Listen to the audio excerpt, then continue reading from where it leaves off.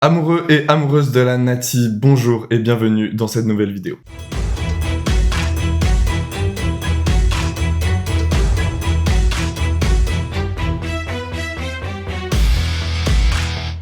Aujourd'hui, je ne suis pas tout seul, je suis accompagné de David Lemos. David, bienvenue sur cette chaîne. Salut Robin, merci de m'inviter. Merci beaucoup, tu es connu pour être la voix du football suisse sur la RTS depuis quelques années, tu commentes les matchs de la Nati.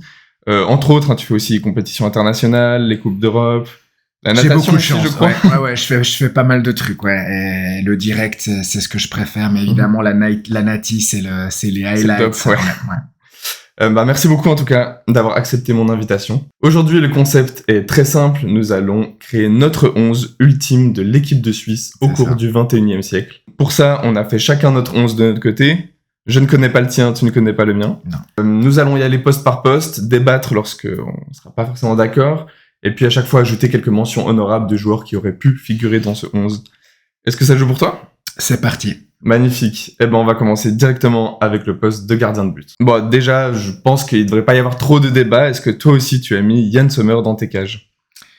J'ai aussi mis Yann Sommer. Tu as aussi mis. C'est non seulement le gardien suisse du 21e siècle, c'est le gardien suisse de l'histoire. C'est le numéro 1. Je pense que sur la longueur, ne serait-ce qu'en termes de sélection, il est passé devant tous les autres, mais évidemment, c'est pas le critère le plus important. Ce qui compte, ce sont les performances, et Yann Sommer a été brillant tout au long de sa carrière en équipe nationale. On pourrait citer 100 arrêts différents. Ce qui nous reste, évidemment, il y a le penalty de l'Euro 2021 contre la France. Mais ta voix résonne encore dans nos têtes, je pense. Ce penalty-là, et puis il y a encore tellement d'autres moments forts de Sommer. Pour moi, c'est ça vraiment qui le place au-dessus. C'est les moments importants. J'en ai comme ça des matchs et des matchs contre l'Italie, la Roumanie, l'Albanie, enfin plein. Ce qui le place au-dessus, logiquement, on peut noter Diego Benaglio, forcément, qui mérite quand même une mention. Oui, alors si on doit mentionner pour chaque poste, on pourrait en mentionner d'autres. Beaucoup, oui, c'est clair. Mais il y a certains postes où le choix est beaucoup plus clair. Si on doit donner des mentions honorables, évidemment Diego Benaglio, Pascal Zuber-Buhler est souvent aussi cité au niveau international parce qu'il a un record assez particulier. C'était celui de n'avoir pris aucun but dans le jeu durant la Coupe du Monde de 2006. Et puis, Gregor Kobel, il a encore son histoire à écrire. Ce sera difficile. Il arrive un petit peu plus tard dans sa carrière. Il a moins de temps devant lui. On sait jamais. C'est ça. On verra. Ok, on passe directement au poste de défenseurs centraux. Je précise juste qu'on prend en compte uniquement les performances avec la Nati.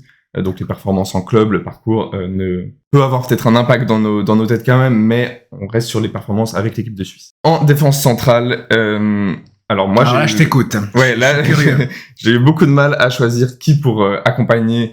Alors moi, j'ai eu un joueur qui s'est imposé assez vite, qui est Manuel Akanji. Mais pour l'accompagner, très difficile de faire un choix. Je suis parti, et là, je vais avoir besoin de ton expertise parce que j'ai pris un risque. J'ai pris un joueur que je n'ai pas vu beaucoup jouer, mais en me renseignant, j'ai cru comprendre qu'il avait eu une sacrée importance. C'est Patrick Muller.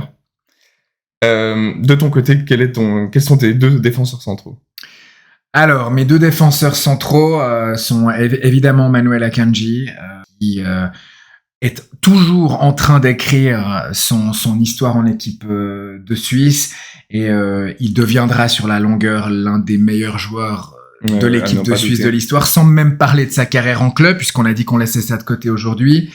Et figure-toi que j'ai aussi beaucoup réfléchi à qui associé à Akanji, et moi j'ai fini par terminer sur Fabian Schär. Ah ouais, ok. Ouais. Fabian Schär qui s'est imposé assez jeune en équipe nationale. C'était durant la Coupe du Monde de 2014. Ouais. Moi, ce que j'aime beaucoup dans son histoire, c'est que il s'impose durant un grand tournoi, durant une Coupe du Monde. C'est la preuve quand même d'un certain mental et de qualités qui sont indéniables. Derrière, c'est un joueur qui est indiscutable lors des 2 tournois qui suivent. Ensuite, il perd un petit peu sa place. Il traverse des années un petit peu plus compliquées. Oui, le 3e. Il prend souvent la place. Ouais. Voilà, Elvedi passe devant lui. On a eu un moment une défense à 3 centraux avec Akanji, Elvedi et Rodriguez, sans Fabian Schär. Moi, ce que j'aime beaucoup, c'est le fait qu'il est revenu. Il s'est imposé à nouveau en équipe nationale durant l'Euro 2024 où il a été vraiment brillant. Ouais. J'ai failli lui faire payer le fait d'avoir pris sa retraite internationale alors qu'il est encore en mesure de jouer.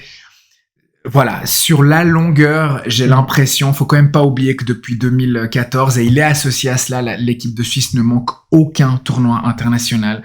L'équipe de Suisse passe des tours, elle est allée en quart de finale du dernier Euro avec Fabian Schär. Pour moi, c'est ce qui a fait la différence. Ouais, je comprends. Et en termes de talent pur, j'ai l'impression que c'est effectivement celui derrière Akanji qui s'impose le plus naturellement parce qu'il a notamment balle au pied, une vraie capacité de relance. Et c'est un sacré joueur.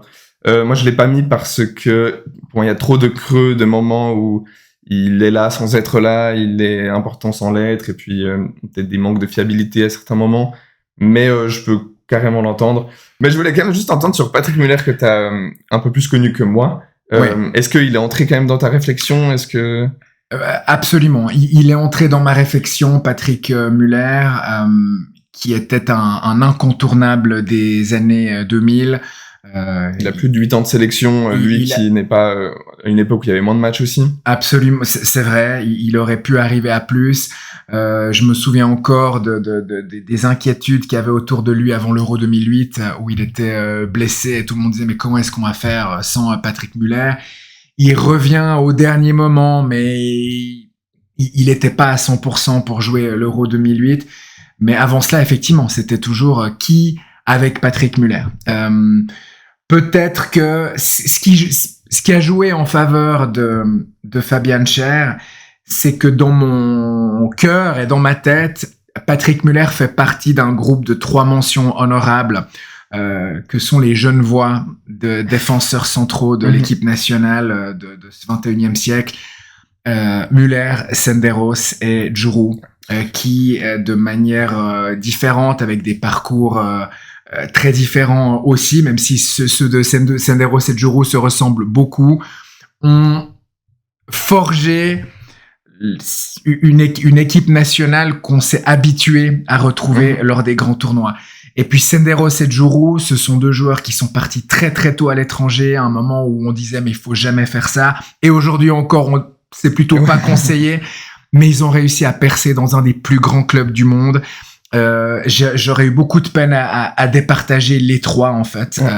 Patrick Muller, c'était une qualité de relance, c'était un joueur soyeux, balle au pied, magnifique à voir jouer. Djourou, je le mettais presque encore au-dessus de Senderos et de Muller pour sa longévité, pour l'exemple. Des qualités pures. Ouais, pour l'exemple qu'il a représenté auprès de beaucoup de jeunes joueurs de cette équipe. Et au final, pour ne fâcher aucun genevois, j'ai choisi Fabian Schär. Ouais, tout à fait. J'ai aussi hésité avec Djourou. Ce qui m'a aussi fait mettre plutôt Patrick Muller, c'est le nombre de grosses compétitions disputées dans leur intégralité. Contrairement à Djourou qui en a 2 où il a été titulaire. Pareil pour Senderos qui a pas forcément été souvent un titulaire en puissance dans cette équipe. Et puis Fabian Schär non plus, mais je peux complètement comprendre. Je comprends. Ce qui a joué en défaveur de Johan, c'est les blessures. C'est ça. Il a eu pas de chance à de nombreuses reprises. Je pense que si il avait joué la Coupe du Monde 2010, le débat serait clos et il ferait partie de l'équipe type. Je suis assez d'accord. Et attention à Nico Elvedi qui peut-être, s'il continue comme ça quelques années, c'est juste. Encore se faire sa Non, place. non, c'est une photographie en décembre 2025. Oui, c'est important de le préciser. Peut-être qu'après une grande Coupe du Monde 2026, on se retrouve ici et c'est un tout autre 11. Peut-être pas un tout autre 11, mais il peut changer. Un ou deux postes peuvent changer. Ouais. Ok, on continue avec les postes de latéraux. Et bon, là, on va aller assez vite, je pense. On a tous les 2 les mêmes qui s'imposent assez vite. De mon côté, j'ai Lichtsteiner et Rodriguez. Est-ce que tu as les 2 mêmes? Ouais, il n'y a pas de discussion. Lichtsteiner, longtemps capitaine de l'équipe nationale, un leader sur et en dehors du terrain. À un moment donné, alors que l'équipe de Suisse avait pourtant beaucoup de latéraux droits de bonne qualité, c'est plus forcément le cas aujourd'hui. Disons, il y a des latéraux de qualité, mais à un moment, c'était presque, on a l'impression qu'on pouvait avoir 5 latéraux droits, mais la discussion était claire. Lichtsteiner était le numéro 1. Une régularité, une longévité. Une longévité. Force le respect. Ouais. C'est vrai. Et puis bon, Ricardo Rodriguez. Voilà. Est-ce qu'il y a encore des commentaires à ajouter? Ouais, non. L'un des meilleurs internationaux de l'histoire de l'équipe de Suisse. Okay. Ouais. Et qui a encore aujourd'hui une vraie fiabilité à son poste. Ouais. On peut mentionner évidemment Deguin, Widmer, Magnin. C'est juste, on peut citer Widmer et Magnin. Absolument. Ouais. D'ailleurs, Ludovic Magnin, qui a perdu sa place de latéral à Zurich au profit de Ricardo Rodriguez. Voilà, vraiment Ricardo Rodriguez c'est un peu triste d'ailleurs pour Ludovic Magnin parce que c'était un symbole de l'équipe des années 2000, 2004, 2006. Ludo Magnin, il y avait zéro discussion. C'était en plus un chouchou du public.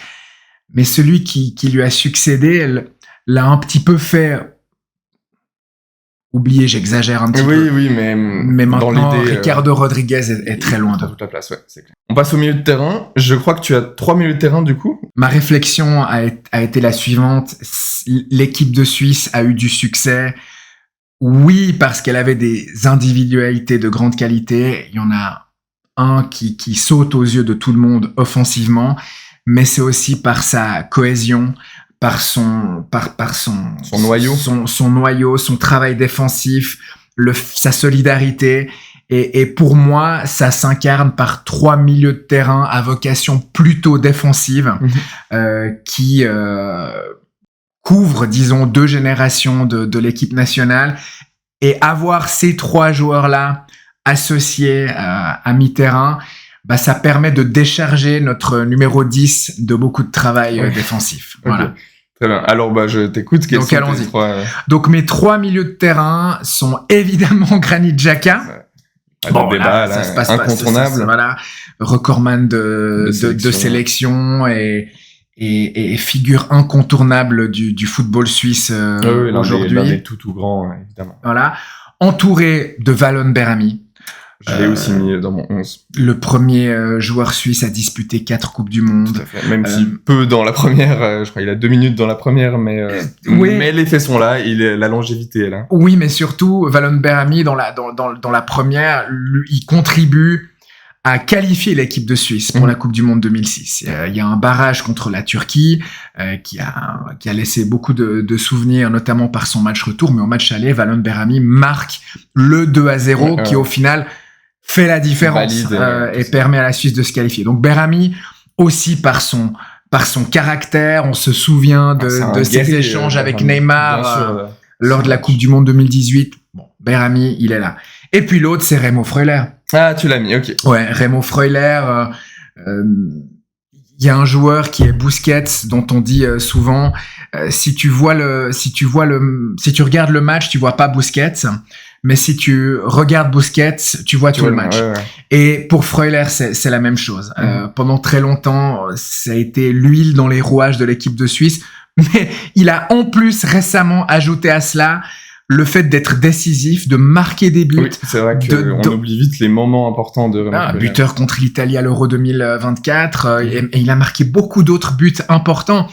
Aujourd'hui, Remo Freuler, c'est le lieutenant de Granit Xhaka, et rien que pour ça, en fait, il mérite sa place dans le 11 pour moi. Je comprends complètement. Je l'ai pas mis parce que j'ai voulu faire un choix sur que 2 milieux, et je suis plutôt parti sur Behrami. Mais j'avais en réflexion que si Remo Freuler réussissait son prochain mondial, ça ferait la différence et il prendrait le dessus. Parce que là aussi, on parle d'une longévité, on parle d'un joueur dont, justement, on ne parle pas assez, je trouve, qui est d'une importance pour cette équipe, qui relègue Denis Zakaria actuellement sur le banc alors que c'est le capitaine de Monaco et qui a des vraies belles performances, qu'un joueur extrêmement talentueux, et pourtant Freuler est incontournable dans cette équipe-là. Oui, malheureusement pour Denis Zakaria, ce qui désavantage, ce sont ses problèmes physiques. Oui. Les blessures nombreuses. L'incertitude autour de lui. Ouais. Qui le rendent indisponible parfois 1 mois, 2 mois, 3 mois. Pour certains grands tournois, Freuler, on sait qu'il est toujours là. Ah oui, c'est sûr. Et puis effectivement, il y a des grands moments, beaucoup. J'ai aussi pensé évidemment à Johan Vogel, qui a été un lieutenant lui aussi dans ce milieu de terrain pendant très longtemps, qui a beaucoup de sélections. On est passé là aux mentions honorables. Oui, exactement. Alors je t'écoute sur Vogel. Oui, joueur qui a été... alors pareil, je l'ai pas énormément vu, mais je sais l'importance qu'il a eu, et puis un incontournable là aussi du milieu de terrain, et puis aussi l'ancien capitaine Gökhan Inler, qui lui aussi a été très important. Oui, Johan Vogel est à cheval sur les 2 siècles. Moi, c'est marrant. Johan Vogel, pour moi, et c'est évidemment réducteur, parce que c'est beaucoup plus que ça, Johan Vogel. Mais moi, c'est son arrivée lors de l'Euro 96, en fait. C'est-à-dire que Johan Vogel, en 96, a 19 ans, et Arthur Georges, non seulement le sélectionne pour l'Euro, mais le fait débuter, le match d'ouverture contre l'Angleterre, et il est excellent. Et moi, c'est l'image qui me reste. C'est ce jeune. Il reste plutôt dans le XXe siècle pour toi que dans ton esprit. Ouais, pour moi, Johan Vogel, et vu que la moitié environ, ou peut-être un petit peu moins, de sa carrière en équipe nationale est sur les années 1990, je n'arrive pas à le considérer, c'est fou, comme un joueur de ce siècle, alors qu'il est jeune, Johan Vogel, qui m'excuse s'il nous écoute. Gökhan Inler, bien sûr. Gökhan Inler, capitaine. À un moment donné, l'équipe de Suisse, on commence par mettre Inler sur la feuille de match. De l'équipe, ouais. Et après, on regarde. Mais il y a de la place que pour un patron. Ouais, et le patron, c'est Granit Xhaka. Alors, passons à ton milieu offensif, qui est, j'imagine, mon ailier droit. Est-ce qu'on parle de Xherdan Shaqiri? Évidemment, évidemment. Je t'écoute. Bon, moi, Shaqiri, j'en ai déjà énormément parlé sur cette chaîne. C'est un joueur que j'ai un respect absolument immense pour lui. C'est vraiment le joueur qui m'a fait le plus vibrer dans ma vie de supporter. Incontournable. Moi, je l'ai mis sur l'aile droite, du coup. Mais il a joué en milieu offensif, effectivement, une deuxième partie de sa carrière. Et puis, le joueur aux 1000 moments forts, c'est ce joueur qui nous fait frissonner à chaque grand rendez-vous international. Ouais. Ouais, Shaqiri, le triplé en 2014 contre le Honduras, la bicyclette en 2016 contre la Pologne, le rush contre la Serbie en 2018, les 2 buts contre la Turquie en 2021 dans un match que la Suisse devait absolument gagner. Il marque encore un but dans un match qui doit qualifier l'équipe de Suisse pour les 8e de finale en 2022 contre la Serbie. Ouais. Ce but merveilleux contre l'Écosse en 2024. Ouais. Shaqiri, c'est 32 buts, c'est 34 passes décisives en équipe de Suisse. C'est lui aussi 4 Coupes du Monde. C'est évidemment 4 Coupes du Monde. Imagine, ça aurait pu être une 5e s'il était toujours en équipe nationale. Bon, voilà. Je crois que ça se discute plus aujourd'hui. Oui, je pense que la Suisse vit désormais sans lui. Mais... Voilà. Et donc, pour toutes ces raisons, et pour le joueur spécial qu'il est, moi, en fait, Shaqiri, je le mets en numéro 10 et il fait ce qu'il veut. Voilà. C'est ça, tu lui laisses naviguer dans le terrain. Exact. Et il a 3 joueurs qui bossent fort pour lui derrière, s'il veut aller se balader à droite un petit peu. Mais j'ai pas envie de le cantonner dans une position. Ouais, il est mon numéro 10 de cette équipe suisse du 21e siècle. Ouais, je comprends. Alors moi, du coup, j'ai mis un numéro 10 et un ailier gauche. Que du coup j'imagine que tu n'as pas dans ton 11, donc je serais curieux de savoir qu'est-ce qui t'a fait ne pas les mettre, surtout que c'est 2 joueurs plutôt de l'ancienne génération. Moi j'ai mis Hakan Yakin en 10 et j'ai mis Tranquillo Barnetta à gauche. Hakan Yakin m'a paru assez évident en 10 parce que pour moi Shaqiri était ailier, mais beaucoup d'hésitation sur Barnetta. C'est plus la classe du joueur moi qui m'a marqué étant jeune. Rien que le nom est fou, Tranquillo Barnetta, le charisme, le bonhomme que c'était, et puis ses coups francs contre l'Angleterre, enfin beaucoup de moments forts évidemment. Même si je pense que objectivement, j'ai peut-être tendance à l'idéaliser un peu ce qu'il a apporté à l'équipe de Suisse. Quand on regarde, il a autant de sélections et de buts qu'un Admir Mehmedi qui est aussi entré en réflexion. Mais voilà, je suis parti sur Barnetta plus pour peut-être l'idée que je m'en fais aussi, et puis pour le symbole qu'il représente pour moi. Et puis sur l'aile gauche, il y a très peu d'options aussi. C'est aussi peut-être pour ça que t'as pas pris d'ailier dans ton équipe. On n'a pas énormément d'ailiers de grande qualité dans les 20 dernières années. Oui, Barnetta, j'ai pensé à un 4-2-3-1 comme le tien, effectivement, avec Yakin et Barnetta. En fait, cette structure-là m'obligeait à renoncer à un de mes deux attaquants, qui, pour moi, est incontournable dans cette équipe. Donc, en fait, c'est plus, je me suis d'abord dit qui doit absolument être dans ce 11 et je construis l'équipe en lien avec les qualités des joueurs que je choisis. Hakan Yakin, merveille de joueur. Le duo Yakin-Frey qualifie presque à lui seul l'équipe de Suisse pour l'Euro 2004 et c'est vrai que ça doit être mentionné. Ça aurait pu justifier une présence dans le 11. Parce que l'équipe de Suisse avait disparu de la scène internationale depuis l'Euro 96 à l'époque. Et Yakin-Frey, c'est le duo du début des années 2000. Mais encore une fois, il y a de la place que pour un numéro 10. Et pour moi, le numéro 10, c'est Shaqiri. Donc, pas de place pour Hakan Yakin. Parce que voilà aussi, si je mets Yakin en 10 et que je décale Shaqiri, c'est-à-dire que je donne la priorité à Yakin. Non. Yakin il y a aussi une réflexion terrain. Shaqiri ne peut pas être déplacé. Alors, pour un c'est vrai autre. que j'ai fait un 11 un peu idéal, mais c'est vrai qu'un 11 avec Yakin et Shaqiri, ça me semble très compliqué à combiner. Bien sûr, alors, sans même parler de ça. Créativité, de folie, on est quand même sur des joueurs assez spéciaux, dans lesquels il faut un peu baser son attaque. Oui, je te comprends à ce niveau-là. Et tu as raison. Si dans mon équipe il y avait un ailier gauche, ce serait Tranquillo Barnetta. Ouais. C'est évident. Parce qu'il faut se souvenir que Hakan Yakin vit 2-3 belles grandes années. Après, ça devient déjà un petit peu plus difficile. C'est très concentré. Ouais, on n'est pas sur la longévité avec Yakin. Ce qui est beaucoup plus le cas avec Tranquillo Barnetta. Oui, qui était déjà là en 2006, qui est encore là en 2014. Joueur majeur des années 2000. Peut-être que je lui fais payer le fait d'être encore un cadre de l'équipe qui ne se qualifie pas pour l'Euro 2012. Fin de carrière un petit peu plus compliquée pour Tranquillo Barnetta. Stocker qui lui était passé devant aussi à certains moments. Exactement. Et au final, on se retrouve avec des ailiers gauches, effectivement, Barnetta, peut-être pas Stocker sur la durée, hein, mais Barnetta, Mehmedi, Vargas, aujourd'hui Dan N'Doye. À l'heure actuelle, je n'en ai pas un qui se dégage suffisamment pour qu'il s'impose dans l'équipe. Peut-être que ça viendra pour Dan N'Doye. Vargas ne serait pas loin.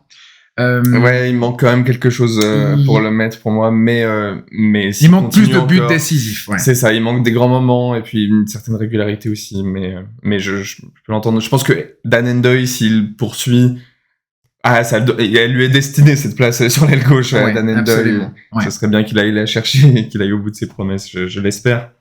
Et Hakan Yakin, moi je voulais aussi parler de l'image quand même qu'il a laissée dans l'esprit des supporters suisses. J'ai l'impression que il y a toute une histoire autour de Hakan Yakin. C'est ce joueur un peu spécial, le premier joueur spécial artiste, qui a eu l'artiste, exactement. Et pour moi, ça méritait aussi sa place dans le 11. Mais c'est vrai qu'en termes de cohérence, si on doit établir un 11 un peu qui marcherait, qui gagnerait, Yakin, Shaqiri, je suis pas sûr du duo, quoi. Ce serait génial à voir. Ce serait fou. Et dans un monde dans un monde créé par l'IA, j'adorerais voir un match avec Yakin et Shaqiri associés, mais ce serait plus pour le fun. Ouais, c'est clair. Alors passons au numéro 9.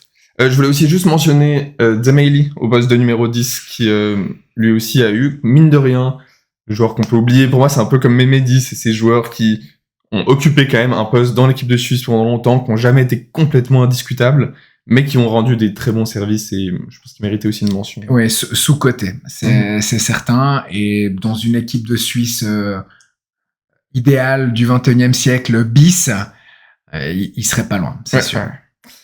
Tes numéros 9, qui sont tes deux choix? Alors, il y en a un qui s'impose très vite, mais le deuxième, je suis curieux du coup de savoir... Non, alors, donc mes deux attaquants sont évidemment Alexander Frey. Bon, meilleur buteur de l'histoire de la Nati. Voilà, et pendant très longtemps encore... on ne fera pas un 11 éternel de l'équipe de Suisse sans Alexander Frey pour sa mentalité de gagneur, pour sa capacité à devenir un buteur, un joueur indiscutable, sans talent, sans avoir une qualité incroyable. Il n'était pas plus rapide que les autres, il n'était pas plus technique, il n'était pas plus grand.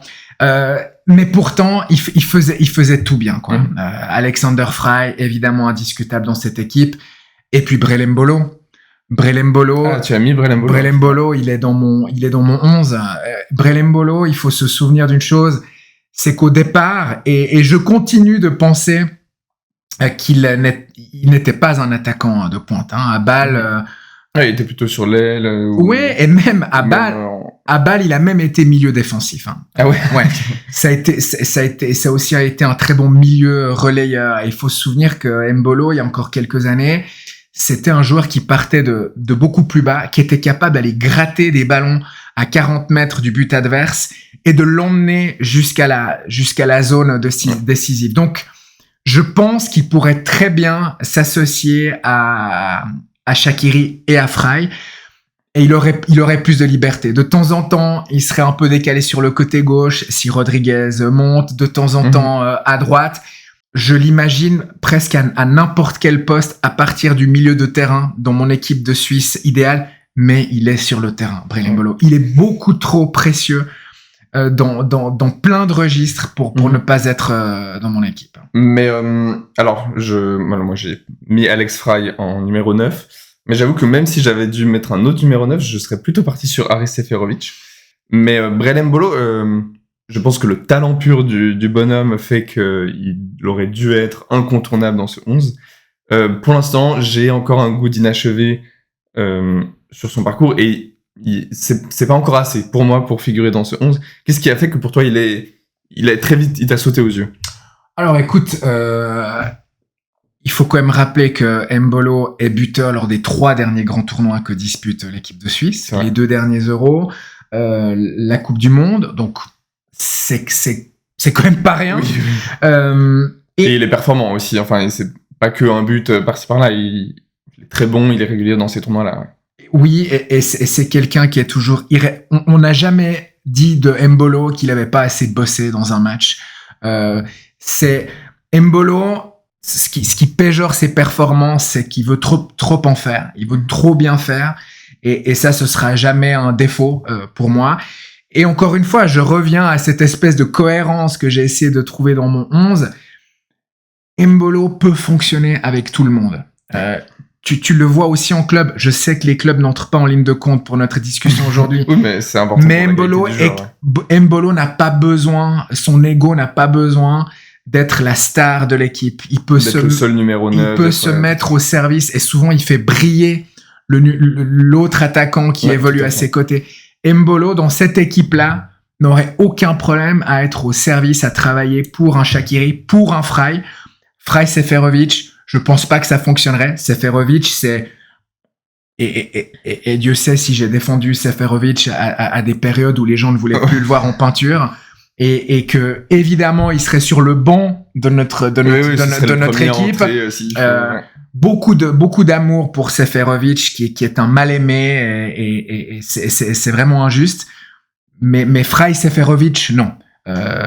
Dans un 4-2-3-1 où il faut choisir un attaquant de pointe, là encore, il passe derrière Frey. Mais on revient à ma fameuse structure à laquelle je tiens. Mbolo, il va se mettre au service de cette équipe, et c'est ça que je voulais aussi récompenser aujourd'hui. Mbolo, il y est. Ouais, tout à fait. Mais c'est vrai, je voulais quand même effectivement ajouter sur Seferovic qu'il y a une régularité de 2012-13 à 2021 où mais pas assez de buts. Numéro 9, pas assez de buts. Mais des buts très importants quand même à certains moments. Ben oui, évidemment, Chypre, l'Équateur, la France. Mais si je me trompe pas, Seferovic, c'est un but toutes les 4 sélections, je veux pas dire de bêtises. Oui, je crois qu'il doit en avoir 23 ou 24 en 8 ans. 80 et sélection. Ce qui est à peu près le même ratio qu'Embolo, hein. Soyons clairs. Hein. Voire même un peu plus de buts, je crois, mais Embolo, il doit être à 16, 17. Il a plus de buts que... Non, je crois qu'il a... c'est vrai qu'il en a marqué quelques-uns. Il en a beaucoup, il en a beaucoup ces derniers temps. Donc oui, statistiquement, pour un attaquant, Seferovic serait encore devant Embolo, mais Embolo fait tellement d'autres choses dans une équipe. Ouais. Donc je fais un peu de jeunisme, hein. Mon équipe, non, il y a beaucoup de joueurs actuels effectivement, mais je pense que moi j'ai mis Yakin et Barnetta à des postes où il y avait pas grand monde d'autres. Et Muller. Et Muller. Mais pour le coup, je trouve que les derniers ont quand même participé à des épopées auxquelles les anciens n'avaient peut-être pas la chance d'avoir un 11 suffisamment qualitatif, peut-être pas. Enfin, il y a plein de raisons qui peuvent expliquer cela, mais des quarts de finale d'Euro, des huitièmes de finale de Coupe du Monde, ça pèse quand même dans la balance. Oui, depuis 2018, je dirais, c'est une équipe nationale qui est d'un niveau supérieur. C'est-à-dire que même si en 2016, la Suisse va en huitième, en 2014 aussi. Et passe à rien d'écart à chaque fois. On est bien d'accord. Tu sens quand même qu'il y a une progression. Je sens une progression. Et puis voilà, 2021, c'est une défaite au tir au but en quart de finale contre l'Espagne. 2022, après avoir éliminé la France. 2022, immense trou d'air contre le Portugal. Et 2024, encore une défaite au tir au but contre le futur finaliste l'Angleterre. C'est une équipe de Suisse très proche du top 4 européen. Et donc, potentiellement top 6, top 7 mondial. Voilà. Ouais, donc, ça donne un bonus aux joueurs que j'ai fini par choisir. Question un peu bonus, est-ce qu'il y a des joueurs dans le 11 actuel, dans l'équipe actuelle, que tu vois peut-être à long terme s'imposer? Alors, on a parlé déjà de Endoy et de Vargas, peut-être Elvedi. Est-ce qu'il y en a d'autres qui pourraient aller chercher dans les 2-3 prochaines années des places? Dan Endoy, c'est un nom qui ressort, évidemment. Il a encore de nombreuses années pour devenir un joueur légendaire de l'équipe de Suisse. S'il contribue à un passage en quart, en demi-finale d'une Coupe du Monde, je crois qu'il y aura peut-être plus beaucoup de débats. Après, Elvedi, c'est possible, oui. Elvedi, en cas de... On n'imaginait pas son retour au premier plan. Oui, et si j'ai parlé du retour de Cher comme d'un argument fort pour le mettre dans mon 11, je devrais en dire de même pour Elvedi. Donc, oui, Elvedi, c'est certain. Et puis là, maintenant, c'est plus du football fiction. Mais ce que montre Monzambi en 2025, c'est extrêmement prometteur. Mais là, il faut... On a vu où est la barre avec les autres. Hein. Il faut disputer 2-3 euros, 2-3 Coupes du Monde. Tous les joueurs de nos 11, il y a quand même une longévité. Ouais. Ils sont là depuis, ils ont fait la plupart 10 ans dans cette équipe. Et il y a encore beaucoup d'années à venir. On n'y est pas encore pour nos romans. Ouais, ça serait bien. Et on peut aussi mentionner peut-être un Amdouni s'il réussit à revenir, à retrouver des couleurs, à se réimposer dans cette équipe-là. Bien sûr, Zeki Amdouni qui est un buteur. Hein. Lui aussi, hein, son ratio sélection-but est excellent. Je serais curieux de voir où est-ce qu'il pourrait s'insérer maintenant dans le 11 qui a été trouvé par Yakin dans ses qualifications. C'est pas facile. Ouais. Mais bien sûr, Amdouni aujourd'hui, en forme, il est en tout cas dans la liste sans problème pour une Coupe du Monde et il est dans les 14 premiers qui peuvent jouer un rôle. Il a encore du temps devant lui. Il a déjà montré. Même s'il faudra être patient après sa blessure, mais il y a encore pas mal d'années pour justement peut-être venir gratter une place dans son ultime. Exactement. Et puis pour terminer, qui est ton sélectionneur j'y ai pas pensé à ça. Ah, je sais pas. Petite question piège. Non, j'y ai pas pensé en même temps, ça va. Hein. Oui, il y en a pas. On l'a vite fait le tour. Hein. Plus, oui. Waouh. Moi, je continue d'avoir un penchant pour Vladimir Petković. Ouais. Vladimir Petković, et aussi parce que j'aime bien les incompris, moi. Ouais. Moi, C'est vrai qu'il était bien incompris. Petkovic qui souffrait de son manque de popularité, d'une certaine froideur, et bien reconnaître que c'était quelqu'un de très difficile à percer. Mais le respect qu'il a gagné auprès de ses joueurs, notamment de Granit Xhaka, on se souvient de cette image, hein, le premier vers qui Xhaka va après la victoire contre la France, c'est Petkovic, et il a une longévité, Petkovic. Il reste devant tous les autres, quoi. Donc c'est aussi un critère. Donc même en termes tactiques, je pense qu'il a tenté des choses régulièrement qui ont marché. Sa défense à 3 lors de l'Euro 2021 qui vient prendre la France. Ce que fait Murat Yakin souvent, ce sont des émanations de ce qu'on a déjà vu avec Petkovic. Il a repris beaucoup de choses, Murat, et puis il y a quand même un quart de finale et plusieurs huitièmes de finale de grandes compétitions européennes, une élimination légendaire de la France, mais plein d'autres victoires quand même très fortes. Moi, je partirais aussi sur Petkovic. Oui, et puis il y a un quart de finale, il y a le premier quart de finale, c'est-à-dire c'est celui qui ce match contre la France, c'est le détonateur, en fait. C'est le moment où le plafond de verre est brisé. Et puis on se souvient que parmi les joueurs qui sont décisifs, il y a ceux qui fait entrer, quoi. Fasnacht qui récupère 2 ballons, Gavranovic, enfin, voilà. Et puis Steven Zuber qui n'était peut-être pas forcément un choix évident à la base et qui réussit à surperformer dans cette équipe-là sous les ordres de Petkovic. Et Hitzfeld et Kuhn ont connu des périodes peut-être avec moins de qualité aussi et plus compliquées à entraîner. Kobe Kuhn, c'est celui qui a ramené la Suisse, on en parlait, à l'échelle internationale. Il l'a ramené c'est celui qui prend cette génération des titans, des moins de 21 ans de Bernard Chalante qui vont en demi-finale de l'Euro 2002 des moins de 21, et il en fait ses leaders, Frey, Cabanas, Magnin, on pourrait en citer d'autres, mais c'est les 3 qui me viennent. C'était un joueur qui faisait confiance, c'était un entraîneur un peu à l'ancienne. Si vous discutez des méthodes de préparation, d'entraînement, ça peut faire sourire aujourd'hui, mais ça a marché. Et il a donné beaucoup de bonheur, Kobe Kuhn. Il a emmené cette équipe jusqu'à l'Euro 2008.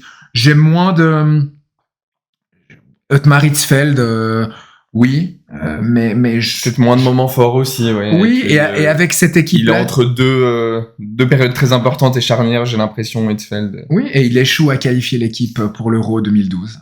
Tout Ottmar Hitzfeld qu'il était. Et pourtant, il avait une très bonne génération aussi. Donc, et puis Ottmar Hitzfeld, c'est aussi l'homme de la défaite contre le Luxembourg à Zurich, juste après il venait de reprendre l'équipe, Ottmar Hitzfeld, Suisse-Luxembourg 1-2. Alors derrière, parcours sans faute, qualification pour la Coupe du Monde 2010, rien à dire. Mais dans les entraîneurs suisses du 21e siècle, il vient derrière Petkovic, il vient derrière Yakin, il vient derrière Kobe Kuhn, pour moi, Ottmar Hitzfeld. Et est-ce que en cas de, je te projette là, mais est-ce qu'en cas de Coupe du Monde, allez, on va dire un 8e, un quart peut-être. Est-ce que Yakin peut... Oui. Ouais. Ah, ok. Ah ouais, bien sûr. Bien sûr. Non, là, on était déjà dans l'hésitation, je pense, je sais pas toi, entre Yakin et Petkovic.